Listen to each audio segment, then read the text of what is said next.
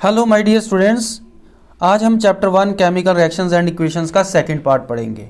और second part के अंदर हम पढ़ने वाले हैं types of reactions. Types of reactions, कितने टाइप्स की रिएक्शंस होती है। ठीक है, तो सबसे पहले हम पढ़ते हैं types of reactions on the basis of direction. On the basis of direction, तो किस डायरेक्शन में रिएक्शन जो है वो जा रही है, इसके अकॉर्डिंगली दो टाइप्स की रिएक्शन होती है। एक होती है रिवर्सिबल और एक होती है इरिवर्सिबल। रिवर्सिबल रिएक्शन वो होती है, मान लीजिए कि रिएक्टेंट को आपने प्रोडक्ट्स में कन्वर्ट किया और प्रोडक्ट्स दोबारा रिएक्टेंट में कन्वर्ट हो गए, इस रिएक्शन को रिवर्सिबल रिएक्शन कहते हैं। यानी कि रिएक्शन जो है वो बैकवर्ड डायरेक्शन में चली गई, फॉरवर्ड डायरेक्शन में भी जाती है और बैकवर्ड डायरेक्शन में भी जाती है। मान लीजिए कि वाटर है, तो वाटर का इलेक्ट्रोलिसिस किया, हाइड्रोजन और ऑक्सीजन दो चीज़ें बन गई। अब हाइड्रोजन को ऑक्सीजन की प्रेजेंस में जलाओगे तो वाटर मिल जाएगा। तो इस रिएक्शन को रिप्रेजेंट किया जाता है डबल एरो से। उसके बाद है इरिवर्सिबल रिएक्शंस। इरिवर्सिबल रिएक्शंस वो रिएक्शंस होती हैं जिनको रिवर्स नहीं कर सकते। यानी कि आप दूध से दही तो बना सकते हो, बट दही से दूध दोबारा नहीं बना सकते। ऐसी रिएक्शंस को हम इरिवर्सिबल रिएक्शंस बोलते हैं। तो प्रेसिपिटेशन रिएक्शन जितनी भी है वो सारी की सारी इरिवर्सिबल रिएक्शंस होती है। आपने कागज़ को जलाया, कागज़ जलने के बाद राख बन जाएगा, ऐश बन जाएगा, बट ऐश जो है वो दोबारा आपको पेपर की फॉर्म में नहीं मिलेगा। अब पढ़ते हैं types of reactions on the basis of change in temperature. Change in temperature जो है उसके बेसिस पे दो तरह की रिएक्शंस होती हैं। एक होती है एक्सोथर्मिक और दूसरी होती है एंडोथर्मिक। एक्सो का मतलब एग्जिट, एग्जिट का मतलब बाहर निकलना, थर्मिक का मतलब हीट। वो रिएक्शन जिसमें हीट बाहर निकले that is called the exothermic reaction. तो ज़्यादातर आप देखोगे एक्सोथर्मिक रिएक्शंस वो होती हैं जिसमें रिएक्टेंट दो या दो से ज़्यादा हो और प्रोडक्ट एक ही हो। ये सारी रिएक्शंस जो है वो एक्सोथर्मिक होती है। एंडोथर्मिक रिएक्शंस वो रिएक्शंस होती हैं जिनमें हीट को एब्जॉर्ब किया जाता है। एंडो का मतलब होता है एंटर और थर्मिक का मतलब है हीट, और जिसमें हीट एंटर होती है यानी एब्जॉर्ब होती है, हम उसको एंडोथर्मिक रिएक्शन बोलते हैं। और आपने देखा होगा इसमें कि रिएक्टेंट एक ही होगा बट प्रोडक्ट दो या दो से ज़्यादा होंगे, तो ये एंडोथर्मिक रिएक्शन है। जब भी कोई चीज़ जुड़ती है तो हीट बाहर निकलती है, हीट बाहर निकलेगी, और जब चीज़ तोड़ी जाएगी तब हीट उसमें एंटर होगी। ये चीज़ याद रखना, जब भी आप पत्थर को तोड़ते हो तो उसके लिए एनर्जी लगती है, पर जब कोई चीज़ जुड़ती है तो वो अपने आप जुड़ जाती है, और वो एक एक्सोथर्मिक प्रोसेस है। ओके, अब आगे चलते हैं। आगे types of chemical reactions on the basis of number of reactants and products.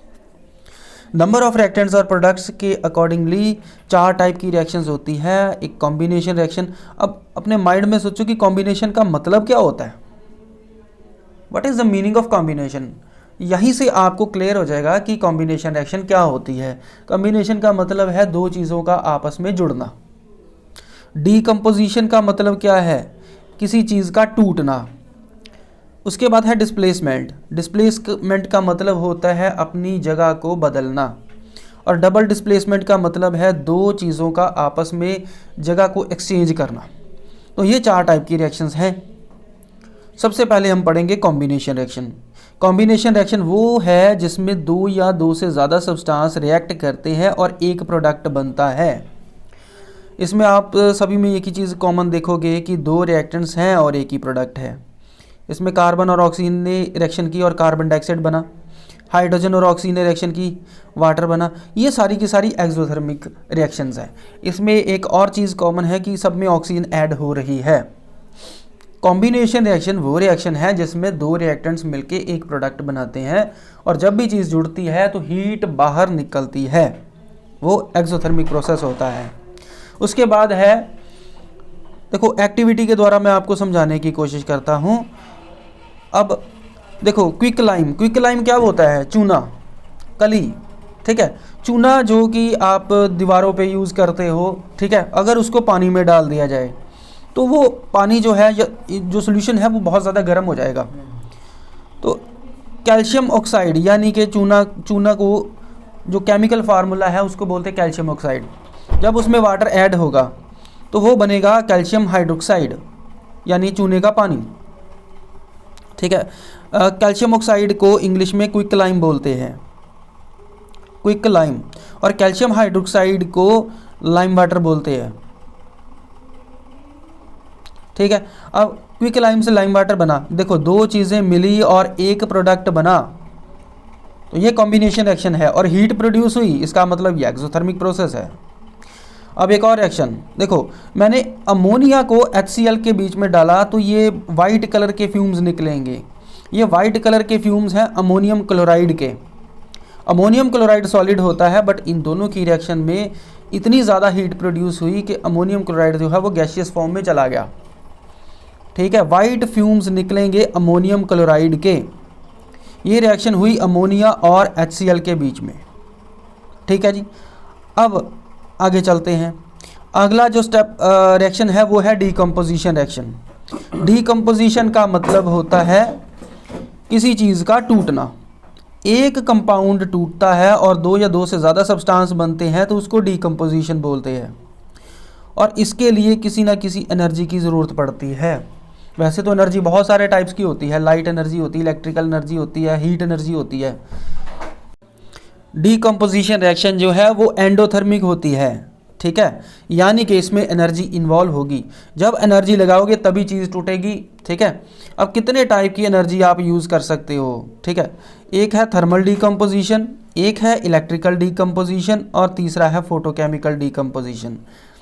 अब वन बाय वन इनको डिटेल में पढ़ते हैं। 3 तरह की एनर्जी मैंने आपको पहले भी डिस्कस किया है। सबसे पहले है थर्मल डीकम्पोजिशन। थर्मल का मतलब होता है हीट। हीट से अगर कोई चीज़ टूटती है तो उसको थर्मल डीकम्पोजिशन बोलते हैं। अब एक एक्टिविटी के द्वारा इसको समझने की कोशिश करते हैं। देखो, लेड नाइट्रेट मैंने ड्राई टेस्ट ट्यूब के अंदर डाला, जैसे उसको फ्लेम के ऊपर रखा उसमें से ब्राउन कलर की गैस बाहर निकलेगी। वो ब्राउन कलर की गैस कौन सी है? Nitrogen dioxide.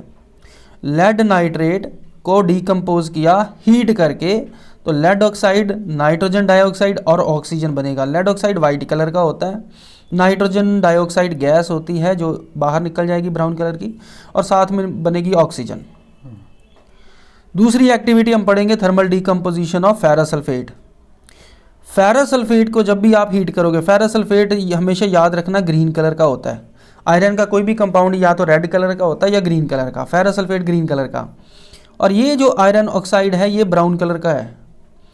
आयरन ऑक्साइड जो है ब्राउन रेड कलर का होता है। तो इसके साथ ही एक पंजेंट गैस निकलेगी जिसकी स्मेल बहुत ज़्यादा गंदी होती है। उस गैस का नाम है सल्फर डाइऑक्साइड। तो 2 चेंजेस आपने इसमें देखे कि ग्रीन कलर का जो क्रिस्टल थे वो ब्राउन कलर में कन्वर्ट हो गए और पंजेंट स्मेल जो है वो निकली। 2 चेंजेस है, एक ग्रीन कलर के क्रिस्टल ब्राउन में कन्वर्ट हुए और दूसरा पंजेंट गैस निकली जो कि सल्फर डाइऑक्साइड गैस है। अब दूसरे टाइप के डीकम्पोजिशन इलेक्ट्रिकल डीकम्पोजिशन, यानी इलेक्ट्रिकल एनर्जी का इस्तेमाल करके डीकम्पोजिशन की। अब वाटर है, वाटर का फार्मूला क्या होता है? H2O, हाइड्रोजन और ऑक्सीजन से बना हुआ कंपाउंड है। अगर आप इसमें से इलेक्ट्रिसिटी को पास करोगे तो क्या करना होगा? 2 इलेक्ट्रोड्स जो है वो वाटर के अंदर डाल दो और उनको बैटरी से कनेक्ट कर दो। बैटरी के 2 टर्मिनल होते हैं, एक नेगेटिव है होता है, एक पॉजिटिव टर्मिनल होता है। अब देखो, नेगेटिव टर्मिनल जो है वो कौन सी गैस को कलेक्ट करेगा? हाइड्रोजन को। क्यों? इसका रीज़न क्या है कि हाइड्रोजन पे पॉजिटिव चार्ज होता है, ऑक्सीजन पे नेगेटिव चार्ज होता है और ऑपोजिट चार्जेस एक दूसरे को अट्रैक्ट करते हैं। अब देखो, नेगेटिव इलेक्ट्रोड पे जो गैस कलेक्ट होगी वो हाइड्रोजन है और ऑक्सीजन जो है वो उस पर नेगेटिव चार्ज होता है, तो वो किसी इलेक्ट्रोड पे कलेक्ट होगी? पॉजिटिव इलेक्ट्रोड पे। तो ये था इलेक्ट्रोड। और ये चीज़ आपको एक और बता दूं मैं आपको कि वाटर जो है ये प्योर फॉर्म में अगर हो तो इसमें से इलेक्ट्रिसिटी पास नहीं होती। इलेक्ट्रिसिटी को पास करने के लिए इसमें कोई एसिड या कोई साल्ट वगैरह इसमें डालना पड़ता है। प्योर वाटर में से इलेक्ट्रिसिटी पास नहीं होती। तो वाटर का डीकम्पोजिशन किया, 2 प्रोडक्ट्स हमें मिल गए, हाइड्रोजन और ऑक्सीजन। उसके बाद photochemical decomposition. Photochemical decomposition, photo का मतलब होता है लाइट। तो लाइट का इस्तेमाल करके डिकम्पोजिशन किया, उसको हम फोटोकेमिकल डिकम्पोजिशन बोलते हैं। इसके लिए मैंने क्या किया, चाइना डिश के अंदर सिल्वर क्लोराइड डाल दिया। सिल्वर क्लोराइड होता है वाइट कलर का पाउडर। जैसे सनलाइट में रखा, सिल्वर क्लोराइड की डिकम्पोजिशन होगी जिसमें से क्लोरीन गैस बाहर निकल जाएगी और सिल्वर बचेगा। सिल्वर होता है ग्रे कलर का। तो जैसे ही सिल्वर क्लोराइड आप रखोगे, वाइट कलर का पाउडर ग्रे कलर में कन्वर्ट हो जाएगा, जिससे आपको पता चल गया कि डिकम्पोजिशन लाइट के द्वारा हो गई। इसके अलावा हम सिल्वर ब्रोमाइड का भी इस्तेमाल कर सकते हैं। सेम टू सेम वही होगा। सिल्वर ब्रोमाइड भी जब रिएक्शन करेगा तो सिल्वर प्लस ब्रोमीन बनेगा। और सिल्वर ब्रोमाइड का इस्तेमाल जो है वो ब्लैक एंड वाइट फोटोग्राफी में भी इस्तेमाल किया जाता है। डीकम्पोजिशन रिएक्शन के यूजेस क्या क्या है। खाना डाइजेस्ट होता है। देखो हमारे बॉडी में कॉम्प्लेक्स कार्बोहाइड्रेट्स होते हैं, वो सिंपल कार्बोहाइड्रेट्स में कन्वर्ट होते हैं। प्रोटीन जो है वो अमीनो एसिड्स में कन्वर्ट होते हैं। फैट जो है वो फैटी एसिड में कन्वर्ट होती है, यानी कि उसकी डीकम्पोजिशन होती है। जितने भी कॉम्प्लेक्स कंपाउंड्स हैं वो सिंपल कंपाउंड्स में कन्वर्ट होते हैं, यानी उनका ब्रेक डाउन होता है। तो this process is called the digestion of food. दूसरा, मेटलर्जिकल प्रोसेस में डीकम्पोजिशन का इस्तेमाल होता है। जब किसी भी कुछ मेटल्स ऐसी होती है जो बहुत ज़्यादा रिएक्टिव होती है और प्योर फॉर्म में नहीं मिलती, तो साल्ट की फॉर्म में आपको वो मेटल मिलती है, और साल्ट को मेल्ट करके जब उसमें से इलेक्ट्रिसिटी पास की जाती है तो आपको वो मेटल प्योर फॉर्म में मिल जाती है। इस प्रोसेस को हम मेटलर्जिकल प्रोसेस बोलते हैं, जिसमें मेटल्स को एक्सट्रैक्ट किया जाता है। तो पूरा नाम इसका होगा इलेक्ट्रोमेटलर्जी, क्योंकि इलेक्ट्रिकल एनर्जी का इस्तेमाल करके आपने मेटल्स को एक्सट्रैक्ट किया है। अब आ गया डिस्प्लेसमेंट रिएक्शन। देखो डिस्प्लेसमेंट रिएक्शंस को समझने से पहले मैं आपको एक एग्जांपल देता हूँ। मान लीजिए कि ये आपकी क्लास है और ये यहाँ पे डेस्क लगे हुए हैं। हर डेस्क पे 2 स्टूडेंट्स बैठते हैं। ये लीजिए, हर डेस्क पे मैंने 2 स्टूडेंट बिठा दिए, पर एक डेस्क ऐसा है जिस पे एक ही स्टूडेंट बैठा हुआ है। ये जो अकेला स्टूडेंट बैठा हुआ है ये बहुत ज़्यादा रिएक्टिव है। ये क्या करेगा, इस वाले एलिमेंट के पास जाएगा और इसको यहाँ से रिमूव कर देगा, ठीक है। और ये जो एलिमेंट है ये यहाँ से निकलेगा और अकेला हो जाएगा। ये होती है डिस्प्लेसमेंट रिएक्शन, ठीक है जी। अब जिंक देखो बहुत ज़्यादा रिएक्टिव है। हाइड्रोजन जिंक के मुकाबले कम रिएक्टिव है, तो जिंक ने हाइड्रोजन की जगह ले ली, ठीक है, और जिंक सल्फेट और हाइड्रोजन बन गया। जिंक जो है वो कॉपर से भी ज़्यादा रिएक्टिव है, इसलिए जिंक जो है वो कॉपर की जगह लेगा। बट आप मुझे एक आंसर दीजिए कि अगर मैं कॉपर की रिएक्शन जिंक सल्फेट से करवाऊं तो क्या होगा। अगर कॉपर की रिएक्शन जिंक सल्फेट से करवाई जाए तो क्या होगा। ये मैं आपको चीज़ क्लियरली बता दूं कि कॉपर जो है वो कम रिएक्टिव है जिंक के कंपैरेटिवली, तो ये रिएक्शन नहीं होगी, नो रिएक्शन, ठीक है। कॉपर को जब जिंक सल्फेट के साथ रिएक्शन करवाई गई तो कोई भी रिएक्शन नहीं होगी। इसका रीज़न ये है कि कॉपर कम रिएक्टिव है। हमेशा ज़्यादा रिएक्टिव एलिमेंट कम रिएक्टिव एलिमेंट को डिस्प्लेस करेगा। तो मतलब कॉपर जो है वो कम रिएक्टिव है तो डिस्प्लेसमेंट नहीं होगी। तो वो रिएक्शन जिसमें एलिमेंट कंपाउंड में से किसी एलिमेंट को डिस्प्लेस कर दे या उसकी जगह ले ले, उसको डिस्प्लेसमेंट रिएक्शन बोलते हैं। ज़्यादा रिएक्टिव मेटल जो है वो ही कम रिएक्टिव एलिमेंट की जगह लेती है।